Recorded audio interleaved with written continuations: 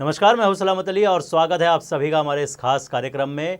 आज हम बात करने वाले हैं एजुकेशन को लेकर, शिक्षा को लेकर हम बात करने वाले हैं। कहा जाता है कि आज रोटी कपड़ा और मकान से भी ज़्यादा ज़रूरी जो है वो एजुकेशन हो गया है। ये कहा जाता है कि शिक्षा के लिए यदि 7 समंदर पार भी जाना पड़े तो जाना चाहिए और शिक्षा हासिल करनी चाहिए। लेकिन जब 7 समंदर पार की हम बात करते हैं तो ये कहीं ना कहीं माँ बाप पर, या फिर यूँ कहे कि जो शिक्षा लेता है उसके लिए कहीं ना कहीं बहुत ज़्यादा बोझ जो है उस पर पड़ जाता है। ऐसे में यदि 7 समंदर पार की जो शिक्षा है वो भारत में आ जाए तो कहीं ना कहीं काफ़ी सुविधा जो है वो हो सकती है और ज़्यादा से ज़्यादा ज्ञान जो है वो लोगों तक पहुंच सकता है। कुछ इसी तरह की सोच लेकर हमारे साथ विनय लांबा जी हमारे साथ मौजूद है, जो इस तरह की सोच को बढ़ावा देते हुए भारत में, हालांकि इनके जो यूनिवर्सिटीज़ है वो पेरिस और यूएस में भी है, लेकिन अब वो भारत की ओर रुख किया है। उन्होंने बेंगलोर में उनका प्रोजेक्ट जो है वो शुरू हो चुका है और मुंबई में भी वो अपना प्रोजेक्ट शुरू करने जा रहे हैं। विनय जी, सबसे पहले बहुत बहुत स्वागत है।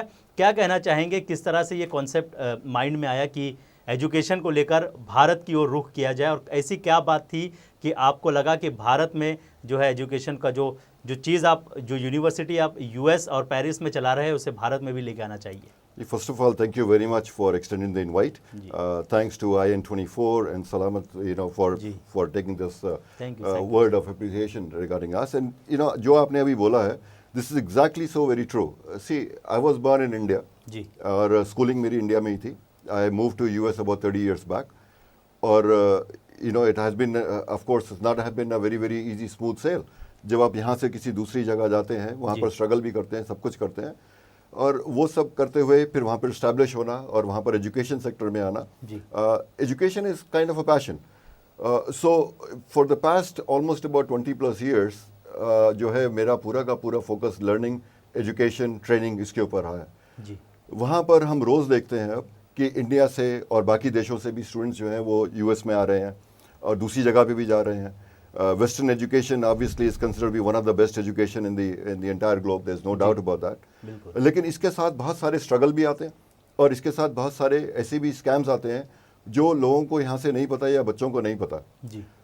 अगर हम, क्योंकि मैं खुद इंडिया से हूँ, खुद यहाँ पर बड़े हुए हैं, तो हमें पता है कि इंडिया में there are 2 things which are number 1 priority for any family. One is the wedding in the family, for which सारे के सारे एक्सपेंस जो है पूरा हमेशा लोग डालते हैं उसमें, और दूसरा है education. Education becomes very important because education सिर्फ एक फैमिली का ड्रीम नहीं है, एक स्टूडेंट का भी ड्रीम है। जी बिल्कुल। और अगर उसको हम कमोडिटी या कमर्शियलाइज करके बेच रहे हैं तो वो चीज़ इन इटसेल्फ इज रॉन्ग। जी। ये सब देखते हुए क्योंकि जब वहाँ पर हम स्ट्रगल देखते हैं कि almost about 4 lakh 5 lakh student जो है यूएस आ रहा है, उसमें से सिर्फ कुछ लोग हैं जो बड़े सक्सेसफुल हो रहे हैं। बहुत सारे ऐसे हैं जिनको पता नहीं है कि वहाँ पर किस तरह से सिस्टम है, क्या है, इतने पैसे खर्च किए, लोन लिया फैमिली ने, और उसके बाद जो है फिर वो वहाँ पर सेटल नहीं हो पा रहे हैं, या कॉलेज ठीक नहीं है, education system in itself is not right, then they are coming back. So ये सब देखते हुए पहली चीज़ ये आती है कि why is it that we can not make this seamless, इसको हम कुछ अच्छी तरह से क्यों नहीं कर सकते हैं। दूसरा ये है कि वहाँ पर जो लोग आ रहे हैं वो सिर्फ वो आते हैं जो अफोर्ड कर सकते हैं। India is not about only that. A huge population of India are the people who probably would want to do that अगर उनको एक एक्सेस इस चीज़ का मिल सकता है। जी।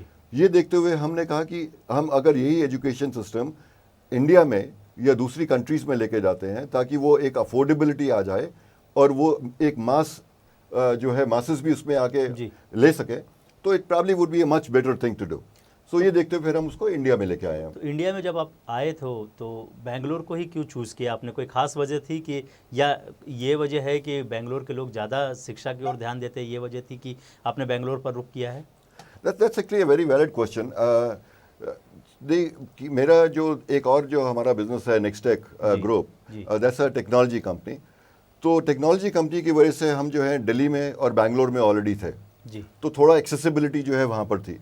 And also, that's a fact that Bangalore is again educational town. वहाँ पर लोगों का जो है एजुकेशन की तरफ एक अलग से रुख है, एक नज़रिया है। वो सब देखते हुए हमने कहा कि अभी बैंगलोर में, क्योंकि हमारे ऑलरेडी एक फुटप्रिंट है, तो हमारा अपना जो कॉलेज है वो भी एक बैंगलोर से शुरू करते हैं। At the same time the next step would be of course Mumbai, and the next would be some of the other major cities. Bangalore में जब आपने शुरू किया तो किस तरह का रिस्पांस मिला आपको, और जो आप सोच रहे थे, जो आप प्लान कर रहे थे कि लोगों को ज़्यादा से ज़्यादा शिक्षा जो है ज़्यादा से ज़्यादा लोगों को मिल सके और कम कीमत में, यानी जो एक्सपेंस जो ज़्यादा होता है, लोग जब विदेश जाते हैं तो जाहिर सी बात है जो बर्डन होता है वो बढ़ जाता है, उसको कम करने का जिस तरह से आपने प्रयास किया और बेंगलोर में इसकी शुरुआत आपने की, तो रिस्पांस किस तरह का रहा वहाँ पर? जी, अभी तक तो रिस्पांस बहुत अच्छा है, लेकिन ये भी हमें पता है कि ये रोड जो है वो इतनी आसान नहीं होगी जी क्योंकि यहाँ पर एक माइंडसेट है। इंडिया में माइंडसेट है नंबर गेम। हर एक आदमी को ये चाहिए कि हमारे 98% है, हमारे 99% है। एक स्टैंडर्डाइज्ड लर्निंग प्रोसेस जो है वो यहाँ पर चलता है। जी एजुकेशन यहाँ पर है मेमोराइजेशन, कि आपने एक चीज़ को जो है याद कर लिया, आपने उसको रट्टा जिसे हम कहते हैं मार लिया, एग्ज़ाम दे दिया, 99% आ गए तो वो ठीक है। But you know there is a big difference between education and learning. जी एजुकेशन जो है वो आपकी एक स्कूल के बाद ख़त्म हो जाती है, लेकिन that's not what it's all about. Learning जो है वो थ्रू आउट लाइफ चलती है। हमारा फोकस जो है वो लर्निंग के ऊपर है, क्योंकि education will only develop your mind as far as learning is concern, that actually improves you as a human being. और वो यहाँ पर ज़्यादा ज़रूरत है, क्योंकि अगर आप एक अच्छे एजुकेशन भी है और एक आप अच्छे आदमी भी बनते हैं तो आई थिंक वो कहीं ना कहीं पर आपकी पूरी सोसाइटी को हेल्प करता है।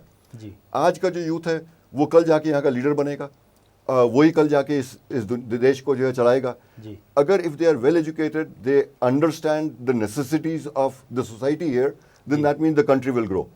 सो यहाँ पर आकर एक वो चीज़ को समझाना जो है वो थोड़ा सा मुश्किल है, क्योंकि ये आज जो एजुकेशन सिस्टम इंडिया में चल रहा है वो सिर्फ एक यही है कि आप या तो आपके पेरेंट्स आपको बोल रहे हैं कि आप ये करिए, या आप इन्फ्लुएंस्ड है अपने दोस्तों से, या आप इन्फ्लुएंस्ड है एजेंट्स से। जी क्योंकि एजेंट का जो नेटवर्क है वो इतना स्ट्रांग है। सब एजेंट्स जो है वो सारे एक जैसे नहीं होते। कितने एजेंट्स हैं जिनको शायद ये भी नहीं पता होगा कि वहाँ पर कॉलेज सिस्टम या एजुकेशन सिस्टम क्या है, लेकिन उनको सिर्फ अपना एक फीस चाहिए, उसकी वजह से उन्होंने इसको एक कमोडिटी बना दिया। जी हम यहाँ पर आके ये प्रमोट कर रहे हैं कि देखिए, आपको अगर एक वेस्टर्न डिग्री चाहिए और आपको वही वाला एक्सपोजर चाहिए और वही आपको एक पूरा फ्रेम चाहिए, फ्रेम ऑफ वर्क चाहिए, तो उसके लिए आपको हमेशा ज़रूरी नहीं है कि आप वहाँ पर जाइए। अफोर्डेबिलिटी अगर हम लेके आते हैं यहाँ पे मासेस के लिए, तो उसमें बहुत सारे ऐसे लोग हैं जो बहुत स्मार्ट हैं, बहुत इंटेलिजेंट हैं, लेकिन वो सिर्फ इसलिए नहीं जा सकते क्योंकि वो अफोर्ड नहीं कर सकते। जी और एजुकेशन जब तक सबके पास नहीं पहुँचेगी तब तक तो ये पूरा का पूरा मिशन ही फेल है। जी इसीलिए हम इसको यहाँ पर लेके आए हैं कि उसका जो एक स्ट्रक्चर है वो ये है कि आपको हम डिग्री आपको हम बाहर की दे रहे हैं, एक्सपोजर हम आपको बाहर का दे रहे हैं, लेकिन अगर आप आधा प्रोग्राम या आधी डिग्री अगर आप इंडिया में कर रहे हैं तो हम उसको बड़ा अफोर्डेबल रख रहे हैं, उसमें स्कॉलरशिप भी दे रहे हैं। यहाँ तक कि हम बोल रहे हैं कि जो इस तरह के हैं जो बिल्कुल अफोर्ड नहीं कर सकते हैं और जिनको एक जिसको हम कहते हैं एक अनप्रिविलेज्ड है या जिनके पास बिल्कुल पैसे नहीं है, but they are very much intelligent and they are capable enough to get the education, उनको हम फ्री एजुकेशन भी दे रहे हैं। जी अब इसमें क्या होगा कि इसमें दो चीज़ें होती हैं कि अगर आप आधा यहाँ पर कर रहे हैं तो उसमें आपकी जो कॉस्ट है वो इंडिया के हिसाब से हमने प्राइस आउट की है, और इंडिया के हिसाब से भी हमने एक स्टैंडर्ड प्राइस रखा है जो कोई इंटरनेशनल स्कूल के हिसाब से नहीं है, क्योंकि जैसे ही हम उसको फिर 10, 12, 15 लाख पे लेके जाते हैं तो वो फिर से वही आ गया कि हैव्स और हैव नॉट्स। जी लेकिन विनय जी, जब इस तरह की जब हम बात करते हैं, जब ज़्यादा से ज़्यादा लोगों की जब हम बात करते हैं तो कहीं ना कहीं सरवाइव कर पाना बहुत मुश्किल हो पाता है। आपने हाल ही में एक फिल्म आई थी सुपर 30, शायद आपने देखी होगी, उसमें कहीं ना कहीं दर्शाने का प्रयास किया गया था। हालांकि वो जो है वो सच्ची घटना पर आधारित थी वो फिल्म, लेकिन कहीं ना कहीं आपको नहीं लगता है कि जब लोगों की जब आप बात करते हैं तो कहीं ना कहीं आप ही के सेक्टर के लोग आपके दुश्मन बन जाते हैं? देखिए, वो बिल्कुल ठीक है, लेकिन अगर हर आदमी यही सोच के किसी चीज़ को शुरू नहीं करेगा तो वो कभी भी शुरू नहीं होगी। अगर आप एजुकेशन में हैं तो एजुकेशन जो है वो एक सर्विस इंडस्ट्री है जी। उसमें आप लोगों के इन दिनों बिजनेस बना रखा है लोगों ने, यहाँ पर कमोडिटी है इंडिया में जी, क्योंकि इंडिया में जो है हर एक काम चल रहा है और लोगों को या बच्चों को आप उनके ड्रीम के साथ प्ले कर रहे हो। माय सजेशन वुड बी कि अगर आप सिर्फ पैसे के लिए कर रहे हो तो there are so many other businesses, आप उसमें चले जाइए, लेकिन आप कम से कम इसमें ऐसा मत करिए। तो हमारी तरफ से एक ये पूरा का 100% जो है डेडिकेशन के साथ एक ये मूवमेंट को शुरू करना चाहते हैं कि ठीक है, आप अपनी तरफ से अपना काम करिए, आगे उसका किस तरह से आपको रिटर्न मिलता है वो डिपेंड करता है कि हम किस तरह का काम करते हैं जी। maybe during next one year or 6 months or 2 years, when people would realize that okay fine, this is the way it should be, then we'll have more support. Initially जब भी आप कोई नया काम करते हैं उसके लिए आपको काफ़ी प्रॉब्लम जो है वो फेस करनी पड़ती है, and we are ready for that, that's not a big deal. तो मुंबई जब आप आ रहे हैं तो मुंबई में किस तरह का प्लान है? मुंबई क्योंकि देश की आर्थिक राजधानी कही जाती है, इकोनॉमी है इंडिया की, तो यहाँ पर किस तरह का प्लान है आपका और किस तरह से यहाँ पर वर्कआउट किया जाएगा? देखिए हमारे जो स्कूल्स हैं हमारे वो डिवाइड किया है जो यूनिवर्सिटी के अंडर है। We have school of fashion and design, we have school of technology, we have school of business, we have school of finance and we have school of hospitality. तो ये 5 different schools हैं। India में जो हमने launch किया है, we are launching with school of fashion. The reason is again very simple कि यहाँ पर एक क्रिएटिविटी जो है वो भी रिस्ट्रिक्टेड है। स्कूल ऑफ फैशन अगर हम खोलते हैं और आज हम अगर स्कूल ऑफ फैशन को लेके आते हैं पेरिस के लिए, तो आपको ये पता है कि पेरिस जहाँ से नाम आता है सबसे पहला जो चीज़ आती है वो फैशन आता है। पेरिस इन इटली और या पेरिस इन मिलान और two major cities where fashion is the main thing. अब अगर हम यहाँ पर एक फैशन स्कूल खोल रहे हैं, और मुंबई की जहाँ तक बात है, मुंबई जो है यहाँ का ऑफ कोर्स ग्लैमर वर्ल्ड है, यहाँ फिल्म इंडस्ट्री है, सारा का सारा फैशन शो सबसे ज़्यादा यहाँ होते हैं, डिज़ाइनर सबसे ज़्यादा यहाँ, इकोनॉमी भी यहीं है, इकोनॉमी भी यहीं पर है। तो इसलिए फैशन स्कूल मुंबई में अगर हम नहीं खोलते हैं तो वो पूरा एक जो है पूरा हमारा ऑब्जेक्टिव जो है वो कंप्लीट नहीं होगा। तो the next step is going to be to open a fashion school in Mumbai itself, to again do the same thing कि आप आधी जो एजुकेशन है वो यहाँ पर मुंबई में करेंगे, उसके बाद आप एक्सपोजर देंगे ताकि हम स्टूडेंट्स को बाहर लेके जा सकें। यहाँ तक कि हम ये कोशिश करेंगे कि यहाँ के जो स्टूडेंट्स हैं वो पेरिस फैशन वीक में पार्टिसिपेट कर सकें। अभी तक का जितना मैंने स्टडी किया है, कितना भी बड़ा यहाँ का स्कूल है, वो किसी में भी जो है आज तक पेरिस फैशन वीक में नहीं किया। यहाँ पर फैशन जो शोज़ हैं वो भी एक कमोडिटी बन गया है, हज़ारों फैशन वीक्स हो रहे हैं, हर रोज़ फैशन वीक हो रहे हैं, वो सब अपने पैसे लेके जा रहे हैं, लेकिन स्टूडेंट को उसमें क्या बेनिफिट मिल रहा है, अगेन दैट्स क्वेश्चनेबल। तो हमारी तरफ से यही कोशिश है कि आप एक क्रिएटिव माइंड को जो है प्ले अराउंड मत करिए, उनको एक कैनवस दीजिए ताकि उसके ऊपर वो ग्रोथ हो सके, और उनको वो सब हम एक जरिए दे सके जिनसे वो अपने ड्रीम्स पूरे कर सके। फैकल्टी की जब हम बात करते हैं तो फैकल्टी कहाँ से होने वाली है? क्या वो बाकी आपके जो पेरिस और यूएस में है वहाँ से आपकी फैकल्टी आएगी यहाँ मुंबई में, या फिर यहीं के लोगों को मौका मिलने वाला है? देखिए अगर हम स्कूल यहाँ पर खोल रहे हैं तो उसमें अगर हम हर वो एक चीज़ करते हैं जो यूएस में या फ्रांस में चल रही है तो वो भी ठीक नहीं है, क्योंकि at the end of the day आपको सर्वाइव यहीं पे करना है, और आपको एक डिज़ाइनर, सक्सेसफुल डिज़ाइनर या एंटरप्रेन्योर या बिजनेसमैन भी आपको यहीं पर बनना है। उसके लिए बहुत ज़रूरी हो जाता है कि आप यहाँ का भी जो एक कल्चर है या बिजनेस एथिक है वो भी आप सीखें। इसलिए it's going to be a mix. जो फैकल्टी जो बाहर से आएगी वो आपको एक ग्लोबल एक पर्सपेक्टिव देगी कि बाहर दुनिया में किस तरह से होता है, और वहाँ पर एक क्या बिजनेस एथिक्स है, वहाँ पर क्या चैलेंजेस हैं, और साथ में जो इंडिया की जो फैकल्टी है वो आपको सिखाएगी कि इंडिया में उस चीज़ को आप कैसे इम्प्लीमेंट कर सकते हैं या आप कैसे इम्प्रोवाइज कर सकते हैं, क्योंकि वो बहुत ज़रूरी हो जाता है, so that the mix of both. जी, तो कहीं ना कहीं फैकल्टी जो है दोनों मिक्स होगी ताकि लोगों को ज़्यादा से ज़्यादा जो है वो नॉलेज मिल सके। अच्छा, मुंबई की जब हम बात करते हैं तो मुंबई का जो आपका प्रोजेक्ट है, जो आपका प्लान है, वो कब तक शुरू होगा और लोग कब तक इसका लाभ ले पाएंगे? जी, मुंबई को हम जो है इस साल के 2020 के लास्ट क्वार्टर तक, विच इज़ अगेन नवंबर दिसंबर तक ओपनिंग की बात लेके चल रहे हैं। We are looking at spaces, we are looking at logistics कि किस तरह से कर सकते हैं। Hopefully if everything goes fine then yes we'll have a campus here somewhere between October to December. लोगों से क्या कहना चाहेंगे जो लोग इस फैशन इंडस्ट्री में अपना करियर देख रहे हैं या फिर एजुकेशन लेना चाह रहे हैं, तो वो किस तरह से आपके कॉलेज को कांटेक्ट कर सकते हैं या किस तरह से आपको संपर्क कर सकते हैं? जी, आप हमारी वेबसाइट के ऊपर जा सकते हैं ibswashington.com। जी, उसके ऊपर मेरा खुद का नंबर भी है, मेरी खुद की ईमेल भी है। यहाँ पर सबसे बड़ी बात यह है कि मैं फाउंडर भी हूँ, चेयरमैन भी हूँ, लेकिन मेरे को पता है कि एजुकेशन की वैल्यू क्या है, इसलिए मैं एक ऑफिस में बैठ के सिर्फ जो है इंस्ट्रक्शंस नहीं देता हूँ, ग्रास रूट लेवल के ऊपर आके I still work with all the faculty and all the members of our team.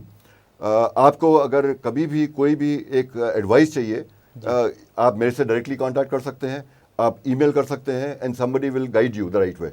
यहाँ पर एक डिफरेंस आपको हमेशा दिखेगा कि हम आपको एडवाइस देंगे और उस एडवाइस के ऊपर हम कभी ये नहीं आपको बोलेंगे कि हाँ आपका फी स्ट्रक्चर अगर आप अफोर्ड कर सकते हैं तभी आपको ये मिल रहा है या कुछ कर रहे जी। हैं। आपको एडवाइस के लिए कभी भी कोई गलत एडवाइस नहीं मिलेगी।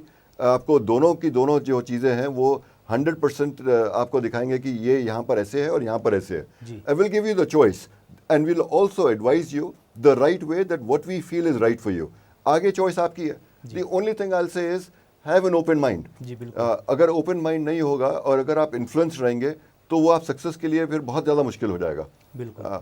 अगर हम देखते हैं कि अगर रिसर्च को भी देखें तो उसमें बड़ा इजीली बोला हुआ है कि ग्रोथ सेट माइंड है, फिक्स माइंडसेट है। जी। फिक्स माइंडसेट के साथ अगर आप आएंगे तो आपकी ग्रोथ कभी नहीं होगी। जी। Keep an open mindset.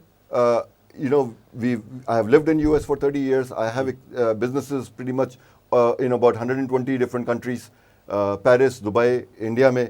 और अगर हम आपको एडवाइस दे रहे हैं और ये एक एडवाइस सिर्फ इसलिए नहीं दे रहे हैं क्योंकि हमें इसमें पैसे कमाने हैं, बल्कि हम एक्चुअली आपकी हेल्प करना चाहते हैं, तो I think this is a good great opportunity. जी बिल्कुल विनय जी, हमसे बात करने के लिए बहुत बहुत शुक्रिया और उम्मीद करेंगे कि अक्टूबर नवंबर का जो आपका प्लान है मुंबई का वो भी कहीं ना कहीं सक्सेसफुल हो और लोगों को ज़्यादा से ज़्यादा इसका फ़ायदा मिल सके। फिलहाल हमारे इस खास पेशकश में आज के लिए बस इतना ही। तो मुझे यानी सलामत अली और मेरी पूरी टीम को दीजिए इजाज़त। नमस्कार जी, thank you very much for having me over.